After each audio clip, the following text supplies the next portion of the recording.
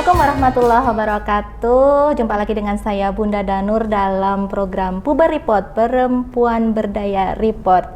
Kali ini di bulan Syawal, masih bulan Syawal ya, karena itu saya mewakili tim dari Puber Report mengucapkan taqabbalallahu minna wa minkum, mohon maaf lahir dan batin.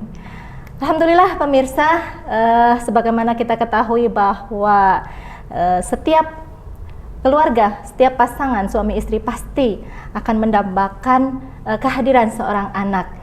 Nah, tapi mungkin ya ada di antara keluarga, di antara orang tua itu dianugerahi ya, ada orang tua istimewa yang dianugerahi anak-anak yang istimewa. Karena itu Puber Report kali ini mengangkat sebuah tema Happy Membersamai Anak Istimewa, dan telah hadir bersama saya saat ini dua perempuan yang istimewa ya, yaitu Teh Lela Wahyuni SPT dan juga Teh Yaumi Sarah. Assalamualaikum warahmatullahi wabarakatuh. Gimana Daman?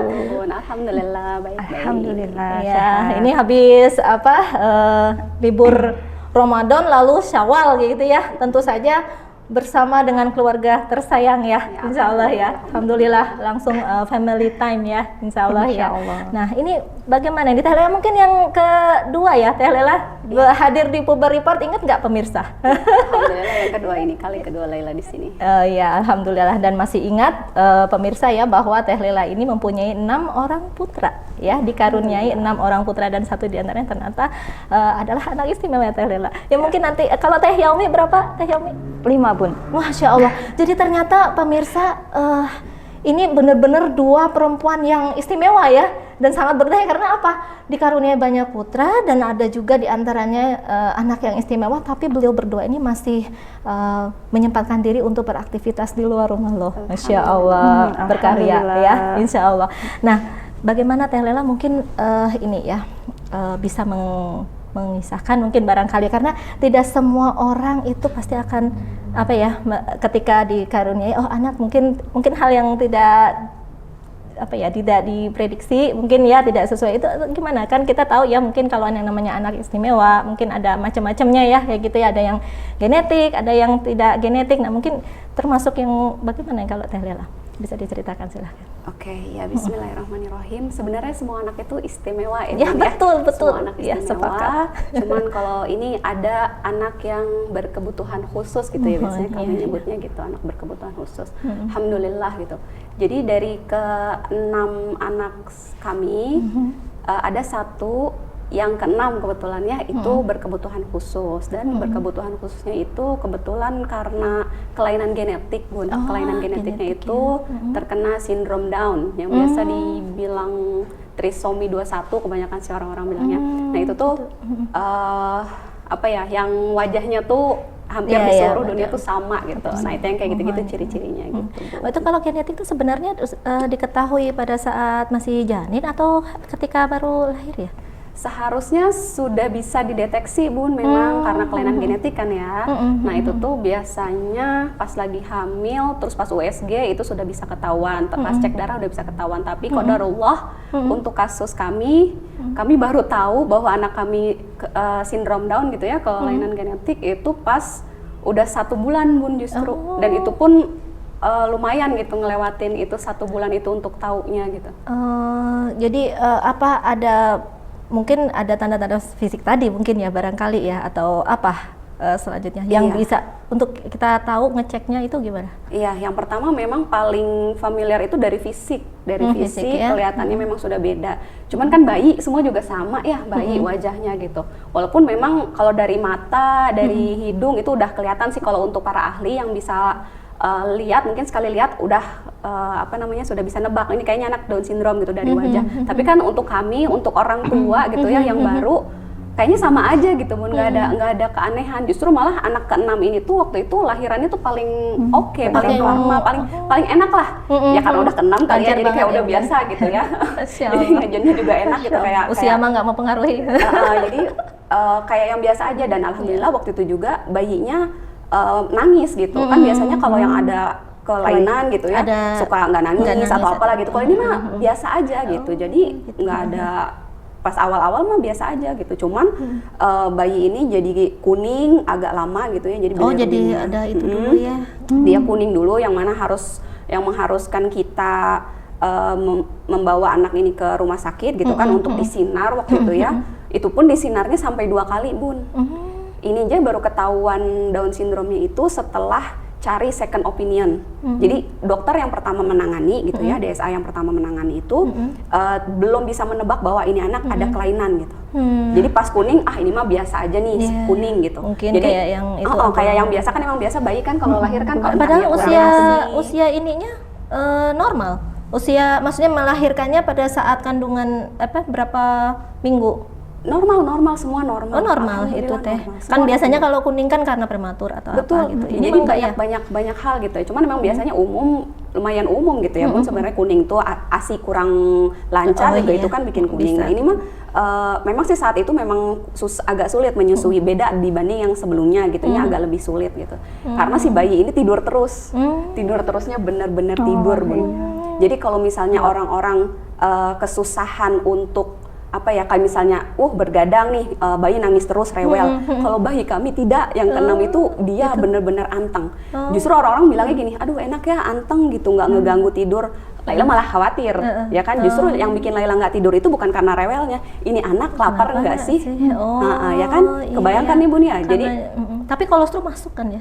Masuk, insya Allah. Jadi untuk menyusuinya itu Bun harus dibangunin terus.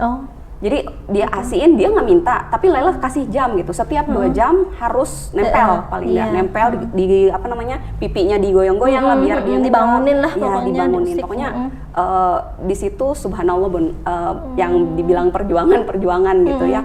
Nah, singkat kata udah nih menyusunya agak sulit emang, tapi bisa insya Allah. Nah, kuning kita bawa ke dokter, Nah, dokter saat itu cuma bilang, oh ya udah ini aja disinar aja, cukup disinar. Nah, pas udah disinar itu di UV, di Blu-ray itu udah tuh berapa hari ya? 4 hari lah, sekitar 4 hari 5 harian gitu ya. Pulang itu kan udah lumayan tinggi tuh ya, udah balik lagi ke normal, udah nggak kuning. Pas kita bawa pulang, berapa hari kemudian kuning lagi Bun. Kuning lagi, tapi itu bertahan. Kami yaudah ntar dulu deh, dijemur aja dulu, dijemur pakai matahari normal gitu kan, sambil dipaksa-paksa itu tadi yang asinya karena dianya sulit, bukan sayanya yang nggak bisa ya. Iya, pas lagi ke sana kan anteng ya. Anteng, iya. Rame segitunya. Kalau orang-orang bilangnya alhamdulillah ya anteng, padahal harus curiga ya. Kita curiga. Karena memang nggak seperti yang lainnya. Betul, harusnya bayi itu aktif ya. Betul, kayak gitu. Nah, yang kali kedua udah tuh disinar lagi, tetap itu dokter masih belum belum nebak bahwa ini anak kelainan gen. Jadi ya sudah disinar lagi aja, dan ketika sudah balik normal gitu ya, kita ambil lagi kan, intinya udah 2 kali itu disinar. Nah, udah 2 kali disinar, lalu kita bingung kan, ini teh kenapa ya gitu. Kalau saya bingungnya itu kayak tadi ya, jadi dia tuh nggak aktif gitu dalam menyusuinya, terutama kan kok kayaknya mulutnya tuh kayak yang susah gitu. Susah untuk iya. Ini kalau melek melek pas lagi bangun aja, dan itu juga sama Bun, tidur terus. Oh iya, berarti merem kan, maksudnya dia kudu bener-bener dibanguninnya perjuangan lah. Nah, dimandiin aja tidur. Masya Allah. Biasanya kan ya kena air ya, dingin atau gimana gitu ya. Kan kita kan pengennya dia sehat ya, maksudnya orang dia nggak hangat ya udahlah dimandiin biar bersih kan. Itu tidur. Ya Allah. Masya Allah, sampai dimandiin aja tidur, itu kan bingung ya. Ya udah akhirnya kita kayaknya harus cari opsi lain nih, dokter lain yuk kita tanya. Udah tanya-tanya, akhirnya kita ke dokter yang memang katanya terkenal kalau kalau kita konsul sama beliau tuh harus siap-siap gitu, nyelkit gitu. Jadi dia tuh adalah orang yang emang apa adanya gitu, belak-belakan. Kalau misalnya anak begini diomongin ini benar Bun. Ternyata pas kita ke sana, beliau langsung, wah ini mah mukanya Down syndrome. Kan Laila udah paham ya Down syndrome. Mungkin kalau yang belum paham mungkin akan apa ya Down syndrome gitu ya, penyakit apa ya kok kayak keren gitu.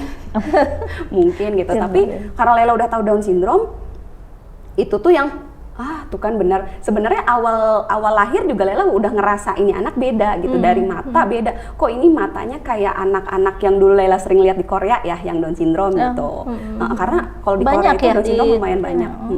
Jadi Lela tuh kepikiran ingat kan kesana. pemirsa kalau Teh Lela ini kan sebelumnya tinggal di Korea ya. Nah jadi gitu ya Bun ya, Lela udah nebak tuh pas awal lahir, tapi yang udahlah nggak apa-apa, bukan kali ini mah emang matanya aja mungkin agak ke Korea-Koreaan gitu kan, lucu gitu ya, Jepang gitu ya, kayak gitu kayak yang lucu. Jadi ke Teh Lela enggak, ke bapaknya juga enggak? Ke bapaknya juga enggak gitu. Nah udah pas dokter yang ngomong gitu langsung yang ya udah bapak ibu kalau nggak percaya boleh dicek darah, kata gitu. Nah ini ya yang dokter ini yang ternyata justru dokter ini yang ya udahlah bismillahirrahmanirrahim aja. Mau memang bener dia Down syndrome atau bukan, paling tidak kan ketika kita tahu dia kenapanya gitu ya, masalahnya apa, kita bisa menangani dengan baik gitu, dengan benar seperti itu. Dulu tuh motivasinya untuk cek darah seperti itu, bukan berarti kita yang aduh ntar kalau bener Down syndrome gimana ya. Kita sih bukan tipe yang udahlah pengen tahu aja nih treatment selanjutnya apa gitu. Jadi sebenarnya sudah siap ya sudah. Kalau memang dengan melihat begitu Teh mau nggak mau gimana? Ya, alhamdulillahnya pada saat itu ya siap memang Bun. Jadi kalau Lela waktu itu bukan yang sedih atau kecewa gitu, ya Allah kenapa sih dikasih anak kayak gini gitu, enggak. Jadi lebih ke arah kaget aja gitu, kaget. Dan kemarin tuh sempat kecewa juga lumayan ya Bun, 1 bulan Laila nggak treatment apapun, jadi kayak cuman sebisanya aja gitu, kayak ngebangunin. Kan sebenarnya kalau misalnya kita udah tahu dia Down syndrome dari awal kan ada terapi kayak gitu-gitu. Ya walaupun alhamdulillahnya baru sebulan ya gitu, jadi nggak terlambat banget gitu. Dan sebenarnya bisa di itu ya, maksudnya meminimalisir ininya ya, misalnya kalau itu kan agak terlambatnya atau apa kayak gitu, jadi lebih dini untuk memancing ininya ya, saraf-saraf. Kemarin kan sampai di sinar berapa, lama banget itu. Nah, ternyata nggak begitu mungkin nggak begitu berpengaruh ternyata ya kayak gitu. Masya Allah.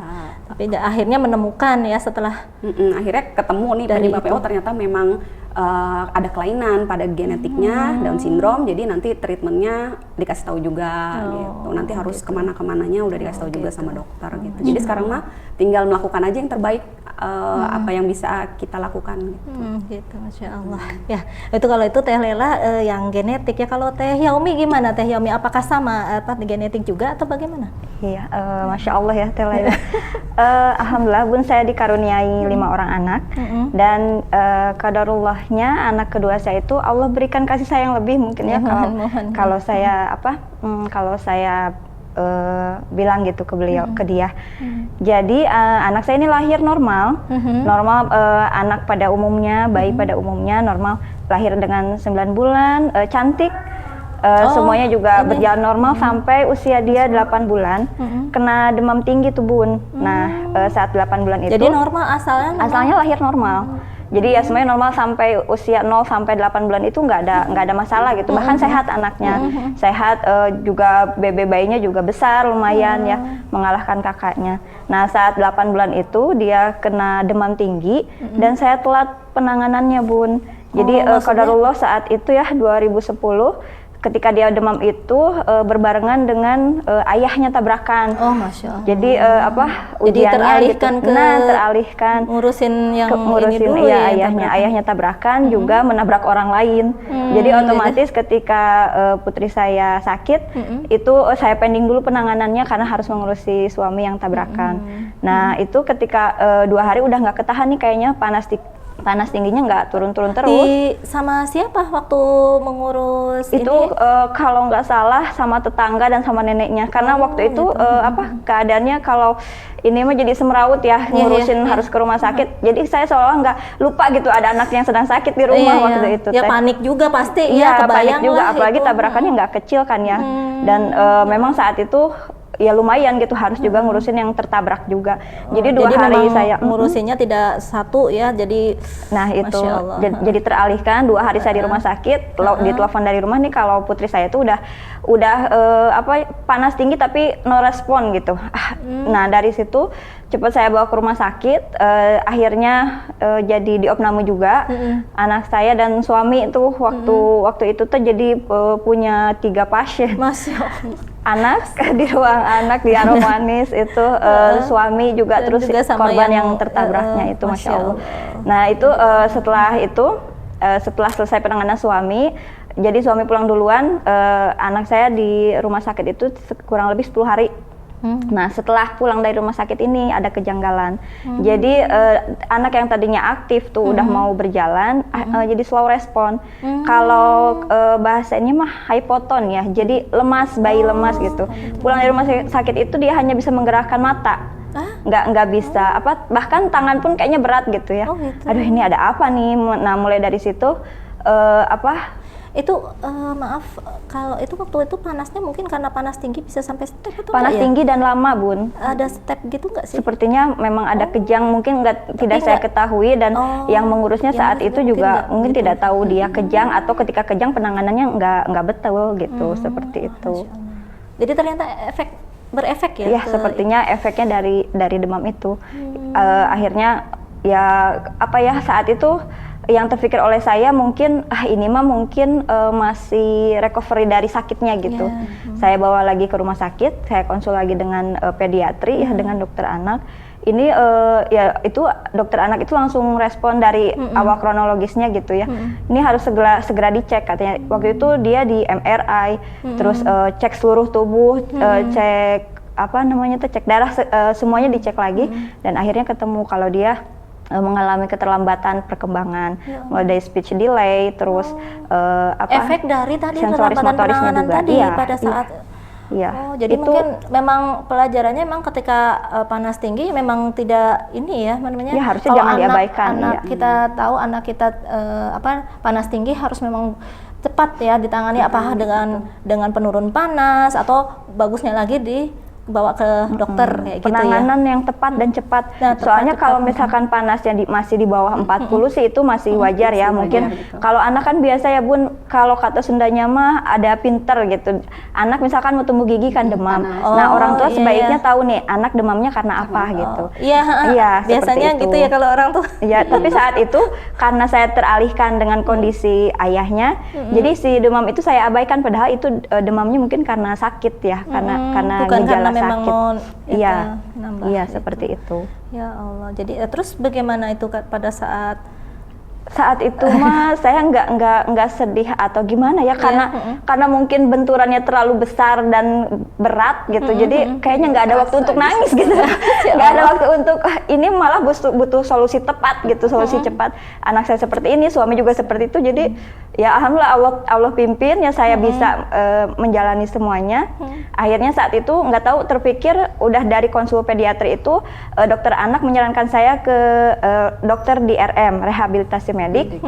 Dan akhirnya justru dokter itu yang menguatkan saya gitu, padahal non muslim ya dok, ya Bun. Saat itu dia bilang gini, ibu kan punya Tuhan katanya, ya udah pasrahkan saja sama Tuhan ibu katanya gitu. Itu padahal non muslim gitu.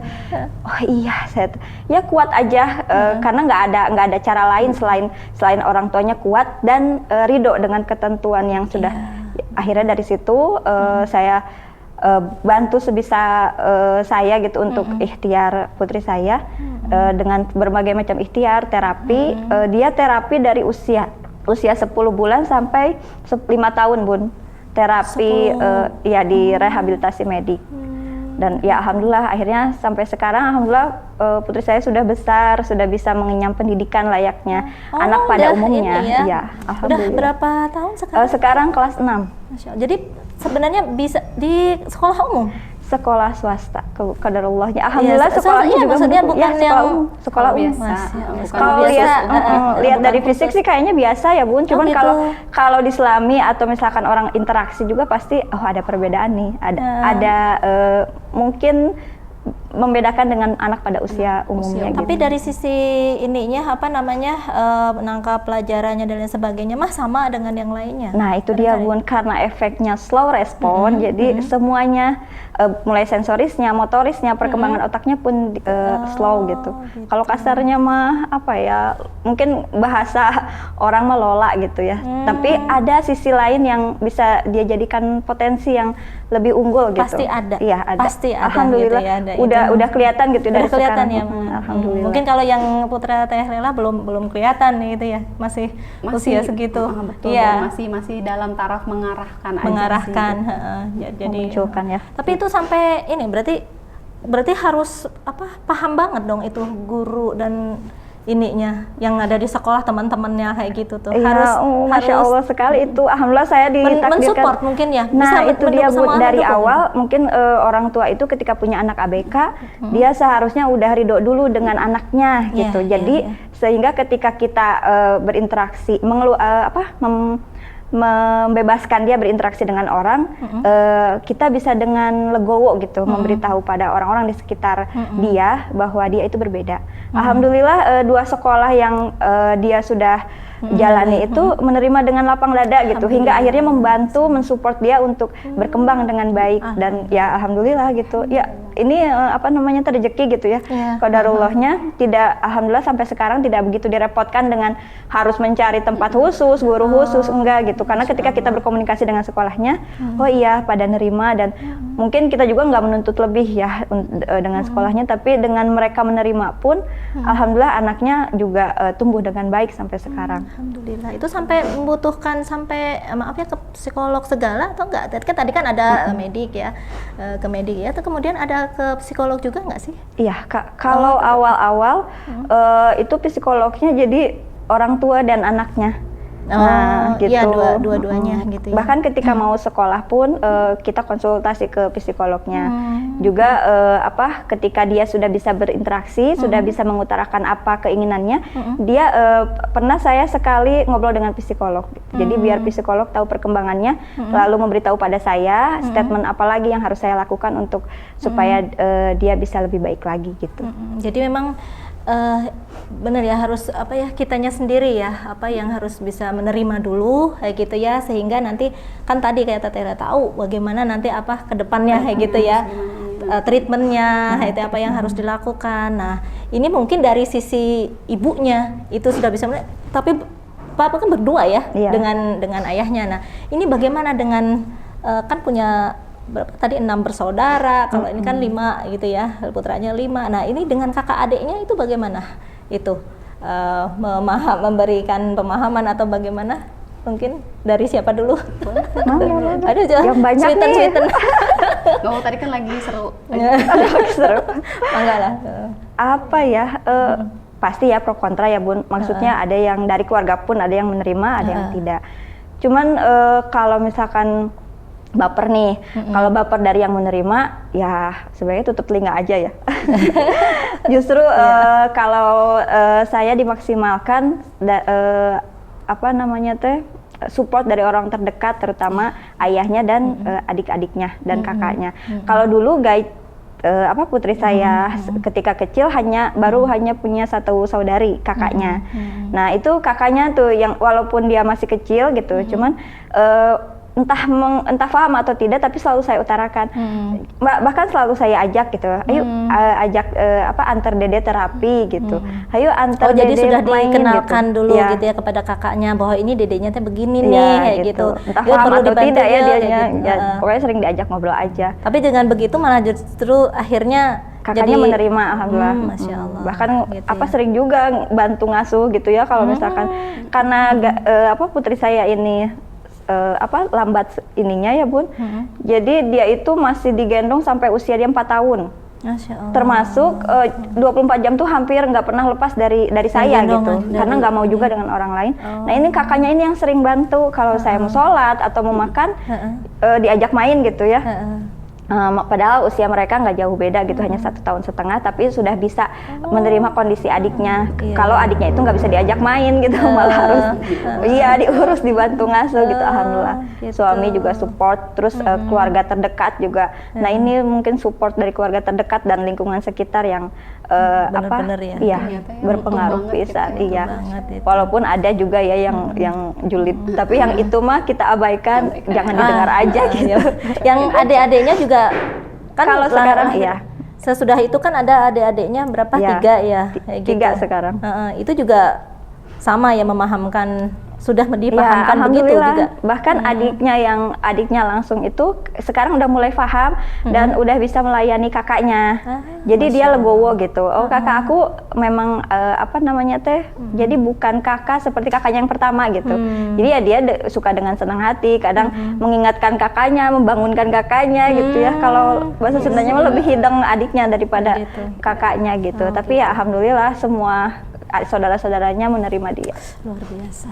Sayang sama dia. Ini luar biasa banget. Gimana? Ya, kurang lebih sih sama kayak Buya Umi ya teh, ya Bun ya. Jadi memang dari awal kita kayak ngobrol sama anak-anak lainnya gitu, kasih tahu aja dari awal. Kalau ini mah kan alhamdulillah karena ini anak yang bontot gitu ya. Oh, jadi kakak-kakaknya kan udah lumayan ngerti juga gitu ya. Justru itu sama. Jadi anak pertama terutama ya, kalau misalnya kita lagi lelak terapi sama dia ditemenin gitu ya. Dan udah ya karena kita sering ngasih tahu ini adanya beda nih, ini pertamanya mah dengan bilangin dong ini adanya Down syndrome. Awal-awal Down syndrome apa sih Mi? Nah udah tuh kita cari tahu bareng-bareng gitu kan, lihat-lihat. Nah, langsung dan alhamdulillah emang udah lumayan pada gede gitu ya, 7 tahun, 8 tahun sebenarnya yang kayak gitu-gitu udah lumayan paham lah ketika kita kasih tahu. Jadi kayak berasa ilmu baru juga kan buat dia gitu. Jadi belajarnya bareng. Ini nanti adeknya kalau udah agak gede nih mukanya mirip-mirip semua nih gitu. Nanti kalau misalnya dia kayaknya jalannya juga lebih lama daripada yang lain. Tuh kan tetangga depan kan 1 tahun udah pada bisa jalan gitu ya, tapi ini belum, berdiri aja masih belum, tapi kita harus ngedukung dia, kita jaga dia gitu. Jadi alhamdulillah jaga bareng-bareng gitu. Jadi emang sih kadang kalau misalnya ngelihat anak yang mereka kan tahu nih sekarang udah 3 tahun ya Bun, alhamdulillah gitu. 3 tahun ya? Sudah 3 tahun. Nah udah 3 tahun. Nah kalau misalkan tetangga depan udah pada tetangga sebelah gitu ya, yang 3 tahun ya pada umumnya itu kan udah pada berjalan, udah pada lari, udah pada ngomong juga udah ada yang bagus gitu ya, udah pada bisa. Ini mah masih belum gitu. Karena suka deg gitu ya. Kalau deg alhamdulillah nggak teh. Justru anak-anak sih yang pada Umi itu kok udah bisa lari dia, padahal adek kan 3 tahun, itu padahal baru 2 tahun udah bisa main katanya gitu. Oh ada tetap kan ada beda gitu. Jadi diinget-ingetin aja. Terus biasanya yang kayak gitu sih yang masih kecil-kecil, yang 5 tahun, yang kayak gitu-gitu yang ngomong yang ngobrol. Yang udah gede-gedenya mah udah paham gitu, alhamdulillah. Dan yang paling penting tuh emang itu ya teh ya, dukungan keluarga. Nah, Bun. Betul ya. Ya Allah Bun. Orang-orang terdekat dan lingkungan itu ya. Ya terutama support system yang pertama tuh yang utama suami. Ya Allah, itu kalau suami enggak ngedukung, nggak tau lah, wallahu alam lah. Ya emang sih mungkin kita bisa sabar-sabarin gitu. Tapi kan tetap ada titik kita jenuh juga ya nggak sih? Ya. Kayak gitu Bu. Nah ketika suami yang jadi ganti-gantian aja, ketika sayanya lagi down, suami yang nyemangatin. Ketika suami juga lagi banyak kerjaan gitu kan tetap capek nih gitu. Kita yang nyemangatin gitu. Yuk nih lo ada anak yang harus kita urus gitu. Ya jadi ternyata anak ya memang yang terlibat kan ada 2 ini, bapak dan ibu. Kalau memang apa yang terjadi di anak ya memang tanggung jawab berdua gitu ya. Jadi memang harus saling gitu ya, harus saling mendukung tuh pemirsa. Jadi masalah anak jangan ditimpakan ke emaknya aja gitu ya. Tapi ini benar rezeki kita ya. Jadi punya suami yang bertanggung jawab. Alhamdulillah. Ya mudah-mudahan di sana juga ya sama gitu pemirsa juga ya sebagai pasangan gitu. Ketika mempunyai buah hati, diamanahi buah hati itu adalah kewajiban bersama gitu ya, seperti itu. Nah ini saya pengen tahu, ini sesuai dengan tema kita, happy membersamai anak istimewa. Gimana bisa jadi happy? Apa yang memotivasi bisa jadi happy dalam membersamai anak? Happy family. Happy ya. Kalau dari Laila dulu nih. Kalau Laila happy ya karena Laila tuh emang seneng anak-anak kan ya. Jadi pokoknya amanah anak itu ketika ada anak baru habis ngelahirin itu tuh yang happy-nya tuh beda-beda gitu. Tapi bener happy-nya full happy gitu, yang kayak ya Allah ini teh ibarat ladang ya Bu ya, ladang pahala kita gitu kan. Ya itu tadi ya yang kita harapin kan, apalagi sih selain sebagai orang tua tuh doa anak yang soleh gitu ya, nanti tuh yang bakal amal jariah kita itu kan salah satunya gitu ya. Alhamdulillah ini juga ketitipan, di mana di luar juga banyak ada yang belum bisa punya anak sendiri gitu kan ya, tahu ini dititipin gitu. Walaupun istimewa gitu ya, berkebutuhan khusus, tapi tetap itu adalah titipan Allah, amanah Allah gitu. Dan ketika Allah ngasih, itu udah yakin deh kita pasti mampu gitu. Iya. Jadi nggak mungkin nggak mampu gitu. Allah tuh nggak bakalan ngasih kalau kitanya nggak mampu. Ya kebayang gitu ya. Jadi dan itu pun di saat yang tepat gitu. Emang ada yang ngerasa, aduh itu tuh kita tuh lagi pusing banget, kita tuh lagi banyak masalah, kok dikasih anak kayak gini. Ada yang ngerasa kayak gitu. Tapi sebenarnya itu udah di saat yang tepat kok gitu. Kalau kita mau merenung lagi, itu tuh udah Allah tuh udah kasih itu teh di saat yang tepat. Walaupun kita ngerasa saat itu lagi down, kalau kita pikir-pikir lagi, pasti itu di saat yang tepat. Kita pasti saat itu sedang kuat kok gitu. Masya Allah. Alhamdulillah. Nah itu salah satunya gitu ya Bun ya, yang menguatkan. Saya pasti kuat gitu. Allah udah kasih, saya pasti kuat. Dan kenapa bisa happy? Itu tadi, itu kan ladang pahala ya. Amal jariah nih yang harus diurus dengan baik gitu kan. Nanti juga kan Allah akan tanya pertanggungjawabannya. Dan yang lainnya itu Bun, ada kata yang bilang apa ya? Jadi katanya kalau anak berkebutuhan khusus itu adalah anak surga. Itu tuh jadi kayak yang, wah kita punya nih satu kunci, gitu. Betul. Udah ladangnya lumayan banyak kan ya, ada 6 gitu, alhamdulillah ya. Ladangnya banyak, terus ini ada kunci surga lagi ya kan, ibaratnya kayak yang ini anak surga. Kalau anak surga kan bahasanya kayak yang dia tuh insya Allah ya, kalau misalnya kita ngedidiknya dengan benar gitu ya, sesuai dengan syariat Allah gitu ya, yang kita menanti orang tuanya di pintu surga. Nah, Ini seperti loh, itu, mana tahu ini anak yang bakal bisa jadiin saya ajak saya ke surga gitu, dengan seluruh dosa-dosa. Masya Allah, kayak gitu Bun. Jadi yang udah semangat ya, Bismillah kayak gitu, insya Allah. Jadi happy aja, happy. Walaupun capek ya, tapi ya itu lagi lah. Ya, kita ya tetap jihadnya Mama ya. Teh Yaumi. Pada dasarnya mah sama ya Bun.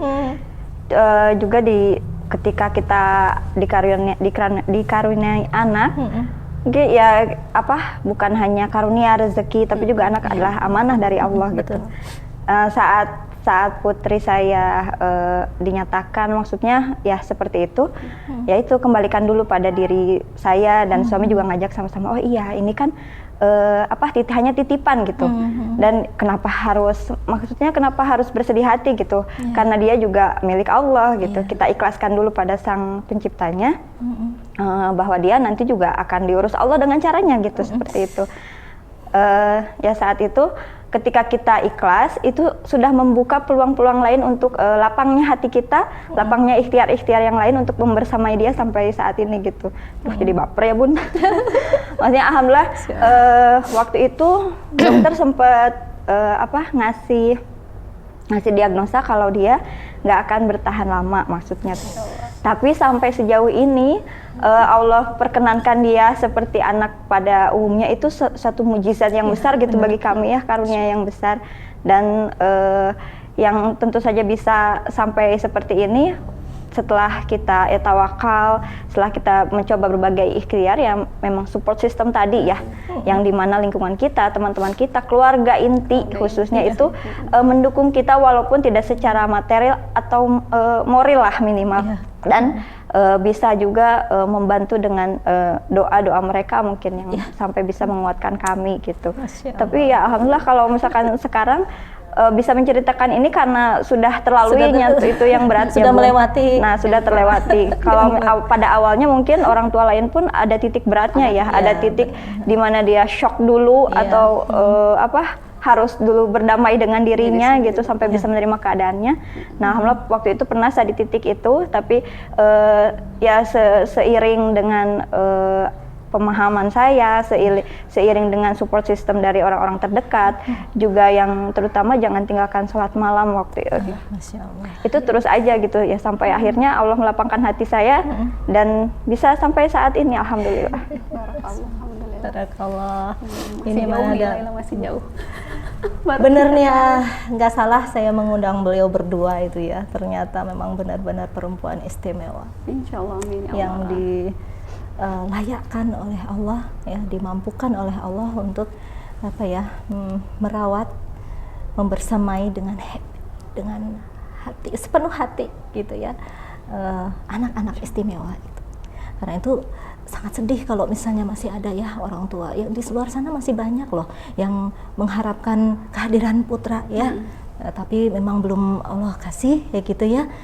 Tapi memang mungkin pada saatnya nanti walau alam ya gitu ya, atau apa ada rahasia Allah gitu ya selain itu. Nah ini juga Masya Allah dengan kelapangan hati ibunda ya gitu ya, ibu-ibu ini berdua. Ini Mas dua di antara sekian ya kan? Kalau nggak salah ada komunitasnya ya Teh? Iya, betul. Ada komunitasnya, insya Allah saling menguatkan, dan itu mungkin juga untuk mempermudah juga ya bagaimana untuk nanti mentreatment dengan benar, dengan tepat kayak gitu ya, Masya Allah. Jadi siapapun, gimana pun kondisi anak yang diamanahkan kepada kita, terimalah dengan lapang hati kayak gitu ya. Lalu karena ini amanah, bukan terus milik kita, anak-anak gue, suka-suka gue, kadang-kadang kan gitu ya. Enggak boleh gitu, bahwa itu tetap milik Allah gitu ya. Nantinya akan kembalikan pada Allah, dan tadi kata Teh Lela nanti akan dimintai pertanggungjawaban. Masya Allah. Mungkin ini ya sebelum saya ikut baper.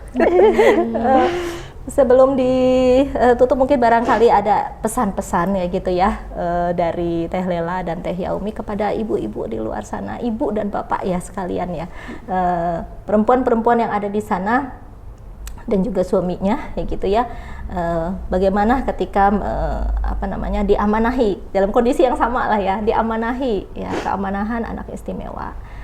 Atau di lingkungan dekatnya itu, orang-orang terdekatnya itu diamanahi anak yang istimewa, bagaimana? Silahkan.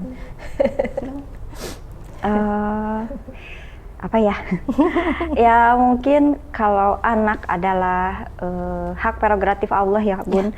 Allah menitipkan anak pada kita, hak Allah gitu untuk memberikan anak bagaimana ianya, bagaimana rupanya, bagaimana sosoknya gitu, dan bagaimana keadaannya, haruslah kita terima dengan senang hati malah ya.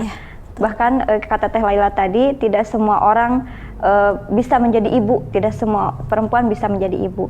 Lalu ketika anak dititipkan pada kita, atau khususnya seperti kami dikaruniai anak yang istimewa, yang lebih istimewa dari yang lain, ya mungkin saat kita pertama hendaknya berdamai dulu dengan diri sendiri, lalu bertawakal pada Allah, dekatkan Allah lebih dekat, jangan tinggalkan Allah, dan cari support system yang mendukung untuk kita bisa mensupport anak kita hingga dia bisa bertumbuh berkembang dengan lebih baik, seperti itu Bun mungkin. Ya, dan mungkin saya nambahin aja ya Bun ya.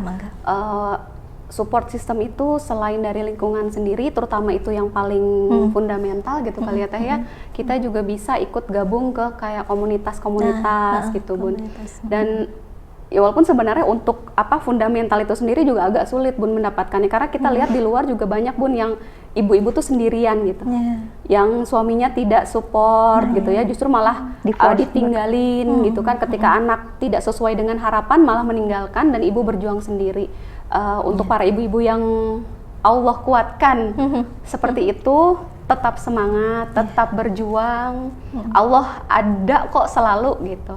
Dan kita bisa cari support system yang lain gitu. Masih ada support system yang lain. Allah sudah bikin itu. Dan kita bisa nyari sendiri. Salah satunya itu tadi ikut komunitas. Kalau saya untuk anak Down syndrome itu ada POTADS namanya, POTADS.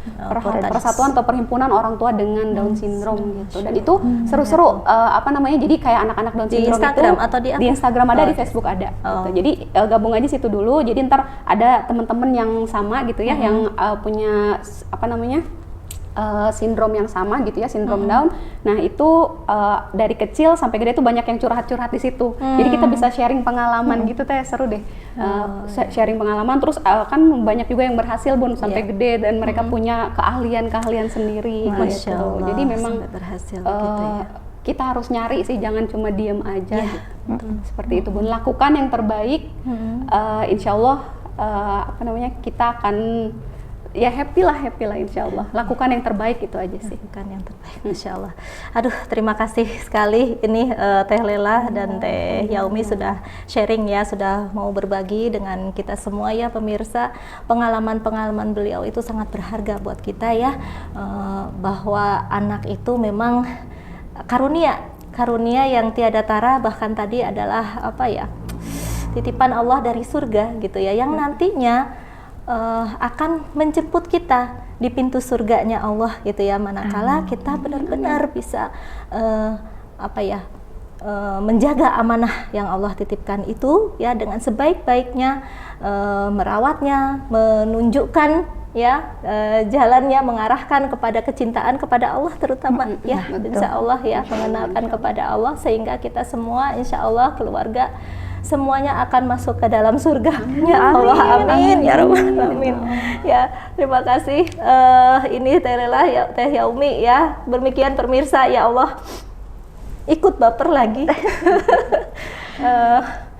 Mungkin itu saja dari Puber Report kali ini ya.